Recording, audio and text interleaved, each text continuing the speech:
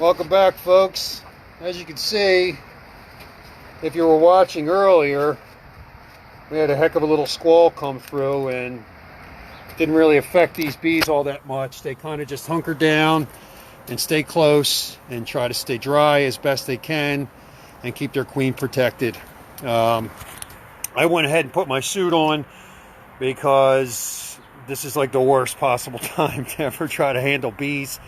But I'm trying to get these swarms into boxes so I don't lose them and they don't fly off. Generally, as beekeepers, we try to prevent this behavior by adding more space for the bees in the box itself. That's why you'll see those boxes stacked up tall, 5 and 6 feet tall. And it's for this reason. It's to give them more room so that they don't have to leave the space. Now, this was an early spring and it's just absolutely crazy what's going on with the bees. It's the really early swarm season, which can be great and good for some things, not so good for other things. But that's a little bit later. So I put on my heavy rubber gloves and I got myself a lid. And you can see here some casualties of the storm. These guys were not clustered up with the rest of the bees and they suffered the fate of being washed out. Unfortunately, some of these bees might be alive, as you can see. They kind of get into this state called torpor, I believe it's pronounced, T-O-P-O-R, where they're like, it's almost like suspended animation. So from here, I'm going to try to, once again, take a look through these bees, try to find any of the queens that may or may not be around. There could be a queen already in this box. A bunch of these bees went into the box when I had the lid open earlier. My guess is there's another queen or two, maybe more in this cluster here that I'm going to try to separate and then get into boxes. My guess is it's the same thing for these as well. There's probably a queen or two in the midst of all those. I have a queen in this box already, which is I was trying to get some of them to go in. I don't know how many did, but I'm going to separate them anyway and deal with evening their numbers out kind of as I go, but also later as well. So I'm going to go ahead and I'm going to slide this box back. I bungeed it to the fence so the wind didn't take it off. I'm just going to move this one back a bit. So I got a little bit more room to work in between these two boxes. I'm going to get a clip ready in case I spot a queen. Now what I'm going to do here is I'm going to start to knock some of these bees down onto a lid that I have set up here. I'm going to try to get this camera so you guys can see. Get some blocks here. Let's see if that stays. Hello, sister-in-law. No, these are not yours. Yours are safely nestled in on the roof. These are some of mine from last year that I was a little slow on the draw in getting split up. Unfortunately, they caught me off guard. This did at least. What the heck did I do with that other clip that fast?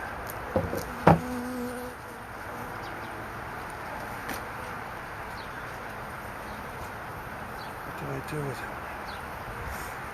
Set this down, set that down.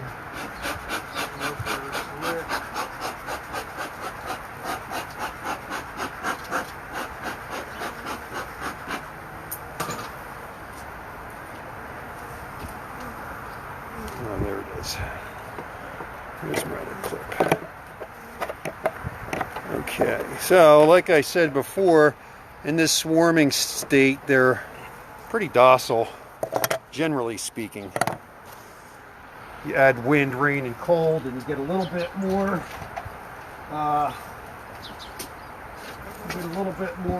aggression, which I think most could probably understand.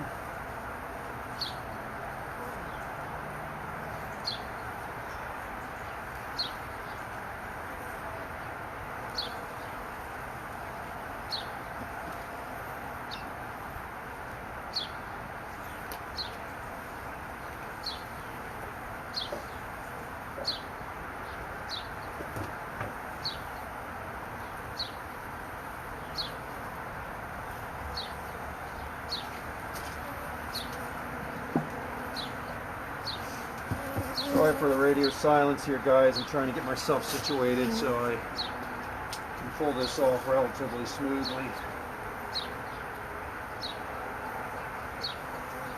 I almost think like I got a clean this box.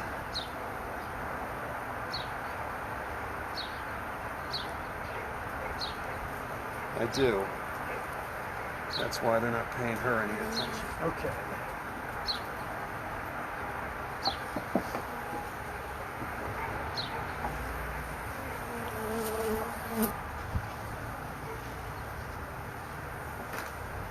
So I got one queen and another queen in a box here, another queen in a cage. Sometimes you can set these down and they'll draw the bees to them. If they're not already attached to another queen. But that's a way that I can isolate them. You see the bees almost immediately sense that queen. And some of them will move to her. Others will not. I had her in the box and I just went to look and they weren't paying her any attention. And the reason being is because there's another queen in that box.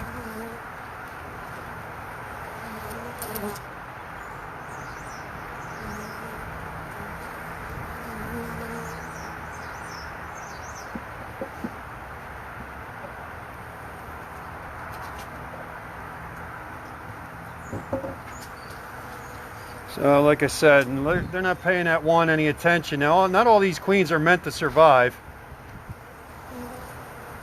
Some of these will die. Some of them will be aggressive deaths. The bees will kill the queens if they're unfit. If they're unfit or there's already a queen established, they'll just take her out.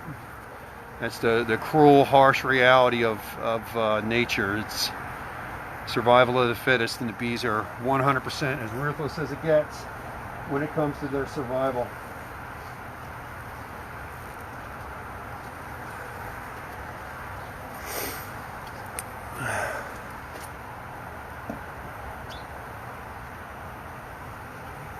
So I can just, if you guys can see this, I'm just brushing these bees gently onto this lid. What I'm doing there is taking a look through to see if there are any other queens, and if not, I'm just adding it to this box I have set on the ground already that I know has queen in it, that they're accepting. The bees, all in all, I have to say, are in pretty good spirits. Here's another way. Here's an old comb from last year. Came from a dead out hive. You can use these. Some of you might have seen me do this yesterday. You can get this into the clump of the bees many times. They know and they sense it and they smell it, and they'll just walk right onto it. These bees are still a little bit out of sorts, I think, from the rain. I'm hoping, like I said, I can get a bunch of these bees on this frame, take a good look for a queen, and then add them to the box.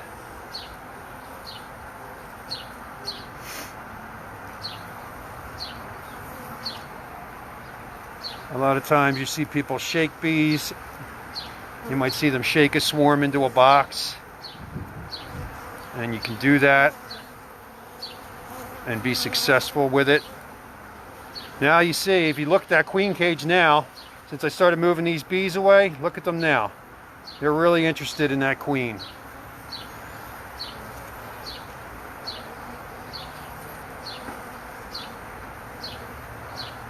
Which is good as far as I'm concerned.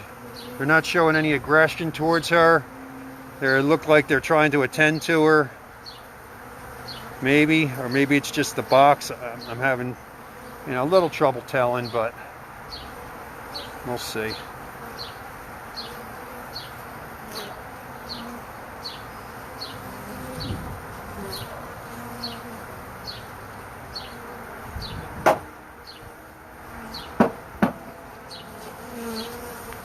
And all that, got a whole mess of bees on the back side of this thing.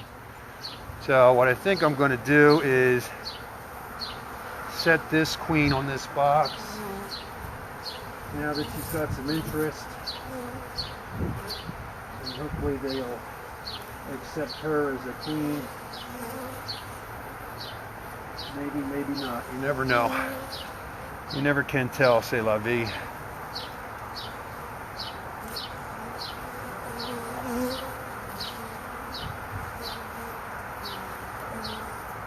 I'm doing this gently so I can get the bees on here without damaging any of them, and especially not damaging the queen if there happens to be one in this cluster.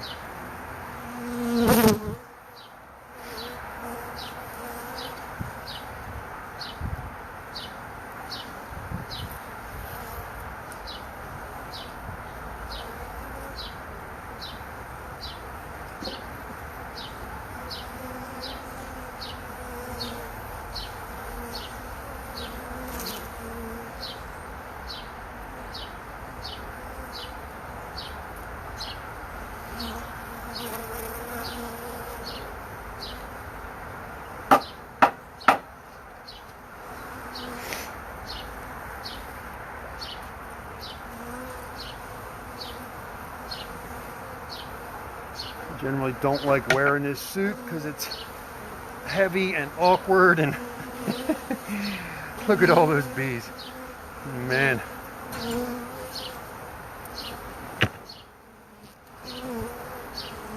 I'd be afraid to venture a guess as to how many bees are actually here. Generally, if you buy bees, they're sold by weight or by cluster, colony. They'll sell you 5 frames. They call that a nucleus colony or a nucleus hive. I need to get myself something to sit on, I think.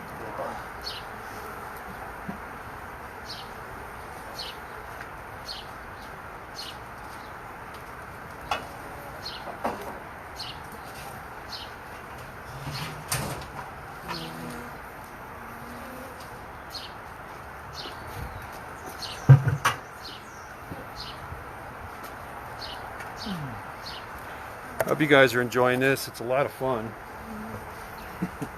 You might not think it is, but for a person like me it is. So I need to get my lid.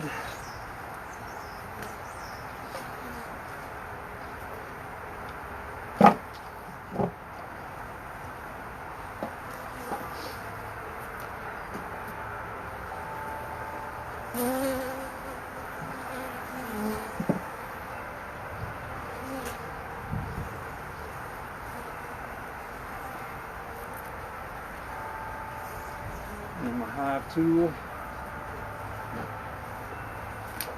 and I'm just going to once again give this a gentle lift, get a mess of bees on there, look for the queen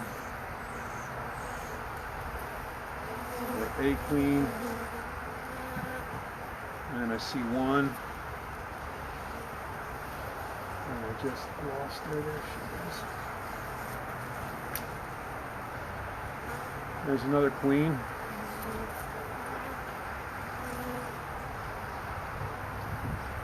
A lot of times with these multiple queen swarms, the queens are virgin. They haven't been mated yet.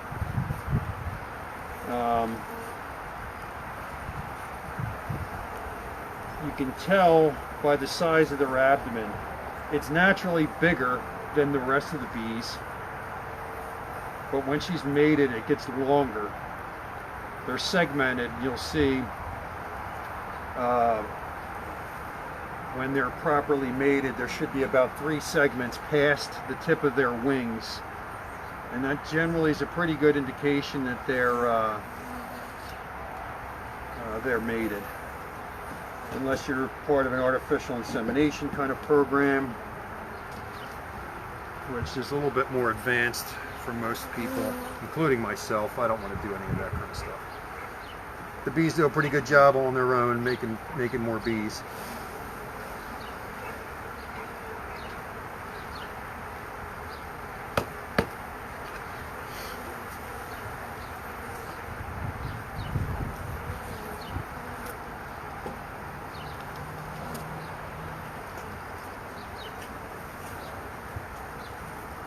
think the weather's really kind of maybe working in my favor a little bit.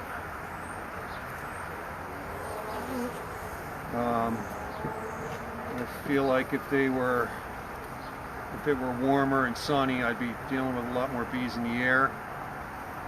Sometimes it's easier just to have this kind of scenario where they're staying put for a reason.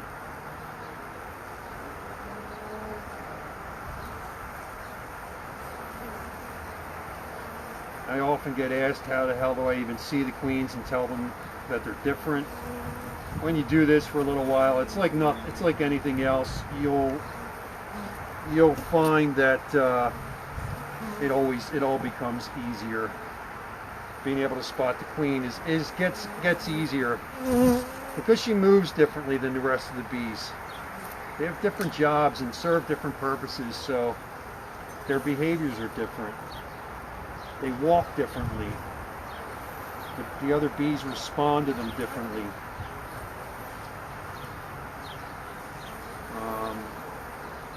And of course, you know, once they're mated, they're certainly larger.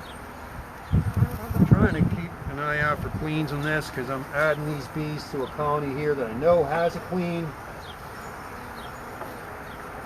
in this box.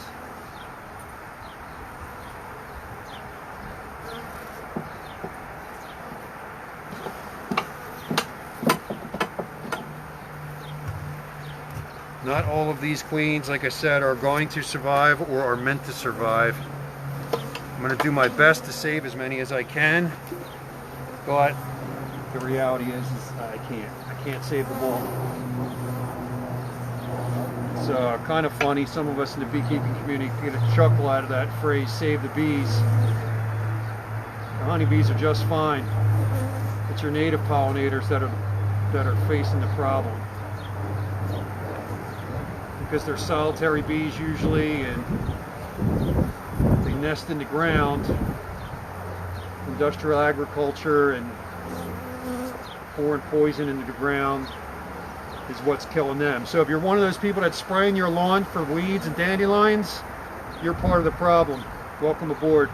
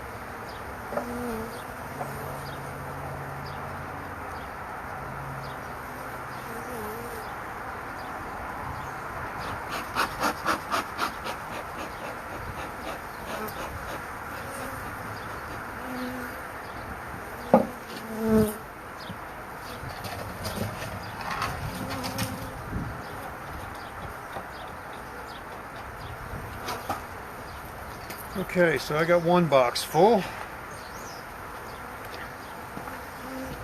And down here I have another queen. That queen I picked up in the clip, and they seem like they're okay dealing with her. So we'll try to keep her in this box and see if we can't get the rest of these bees to accept her. I need another box because I already got a queen in this one.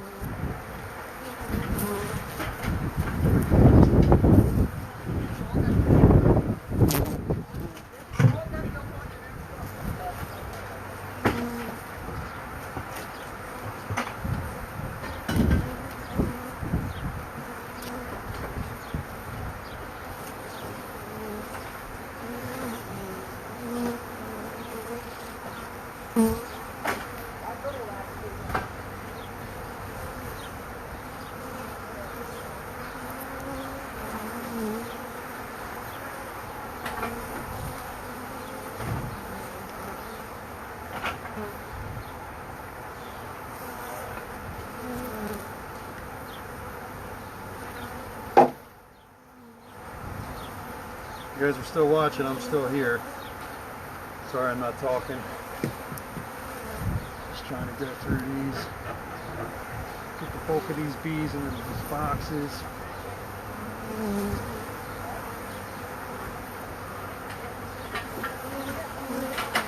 Meanwhile, Meanwhile, scoping for queens. I'm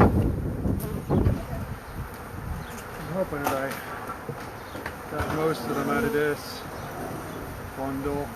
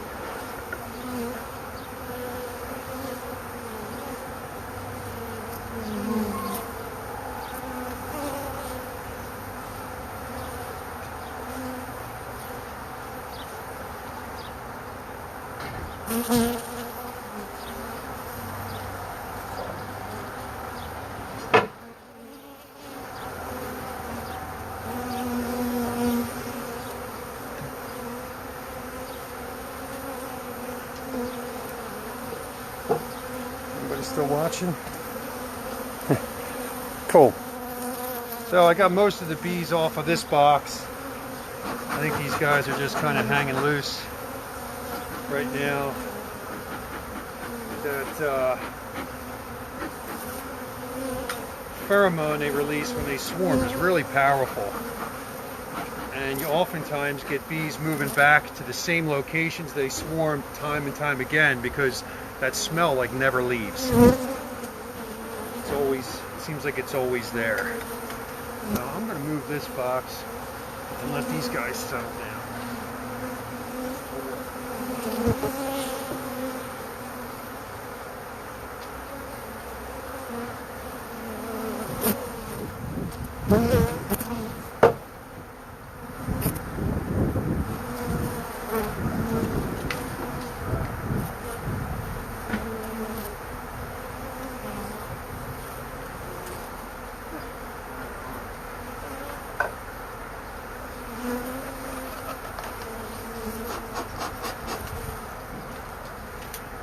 There weren't any bees even in that trap, surprisingly enough.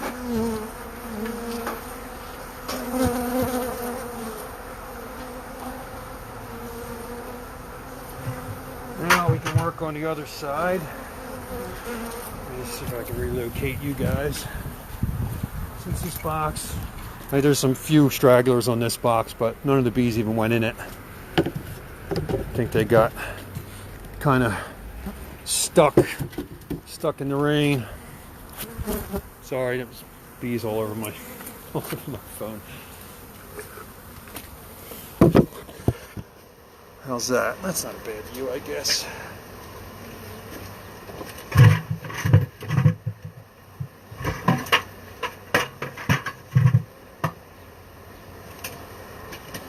So what did you do on summer vacation? Quarantine-cation.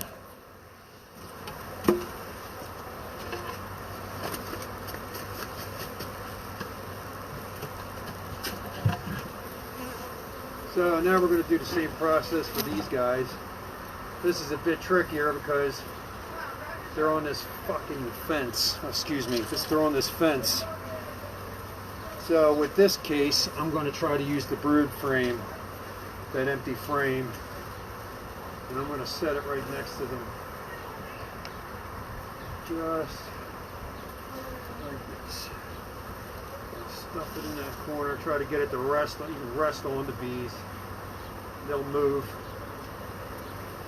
Sometimes you can watch them, they'll just walk right onto it.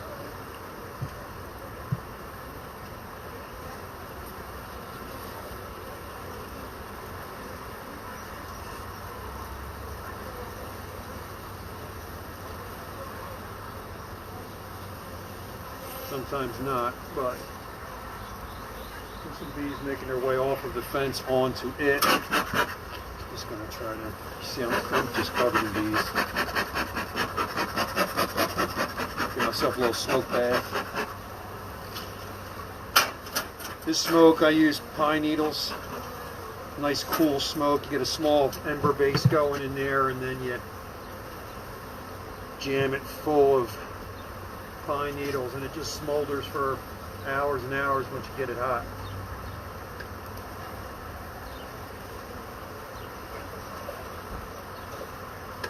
So right there you can see, just in that 2 minutes I had that sitting there, that there's a nice collection of bees that had come and just walked onto the comb.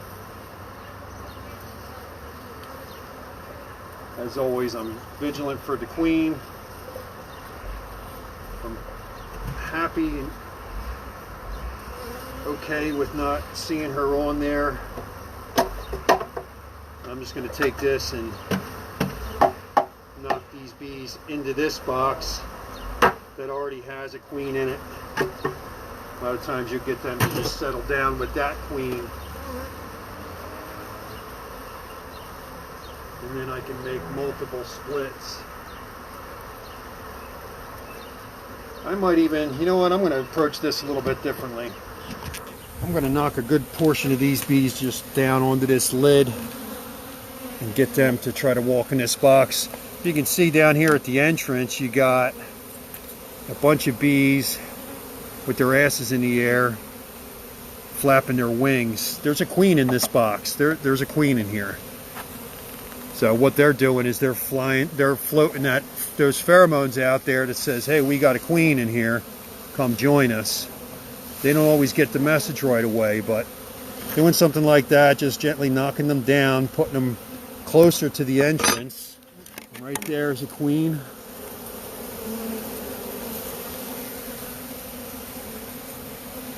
Right there's another queen. You can see her in the box in this clip. So getting her out of the mix is helpful.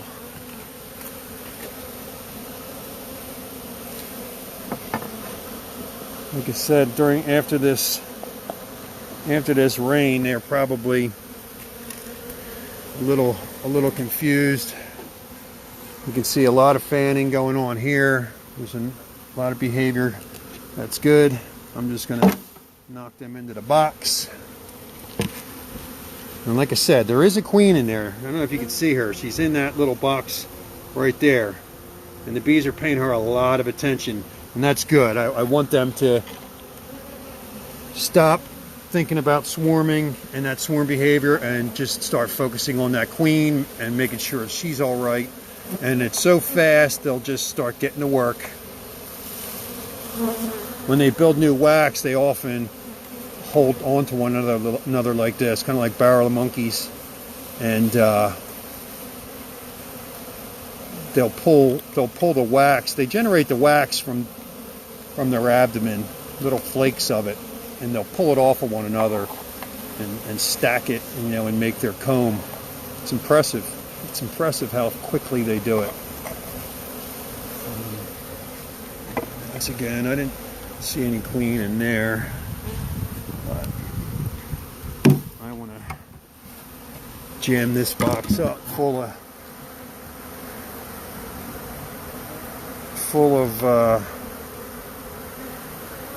of bees for that queen there. I got another one over there. I can add some to that. So I think I'm going to leave this one go and call that a day on this box. Maybe add some more bees to it later. But, oh, frame's right in front of my face. And I'm just going to add these. Grab a lid. And boom. Let me set you down a second.